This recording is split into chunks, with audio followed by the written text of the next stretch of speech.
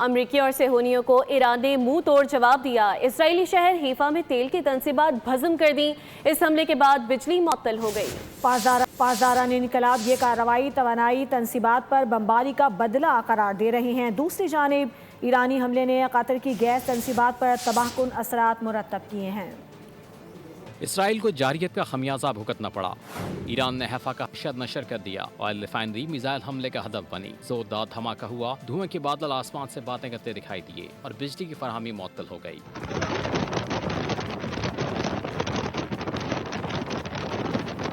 ایرانی حکام کے مطابق اس کارروائی کے لیے پہلی بار multi war had Nasr Allah missile کا استعمال ہوا۔ مختلف کارروائیوں میں خیبر شکن، عماد اور حاج قاسم میزائل بھی استعمال کیے گئے۔ ایران نے واضح کیا کہ وہ اپنی توانائی تنصیبات پر حملوں کا بھرپور جواب دے رہا ہے۔ دوبارہ حملے کی صورت میں اس سے شدید جواب آئے گا۔ دوسری جانب اسرائیلی حکام کا کہنا ہے کہ حملے سے معمولی نوعیت کا نقصان پہنچا، بڑا انفراسٹرکچر متاثر نہیں ہوا۔ واقعے کے کچھ دیر بعد بجلی بحال کر دی گئی۔ گزشتہ روز ایرانی حملے سے متاثر ہونے والی قطری گیس فیلڈ کی حالت خستہ بتائی جاتی ہے۔ قطری حکام کے مطابق آتش زدگی سے لفان گیس فیلڈ کو نمایاں نقصان ہوا۔ حملے میں دیگر LNG تنصیبات بھی متاثر ہوئیں جو تاحال بحال نہیں ہو سکیں۔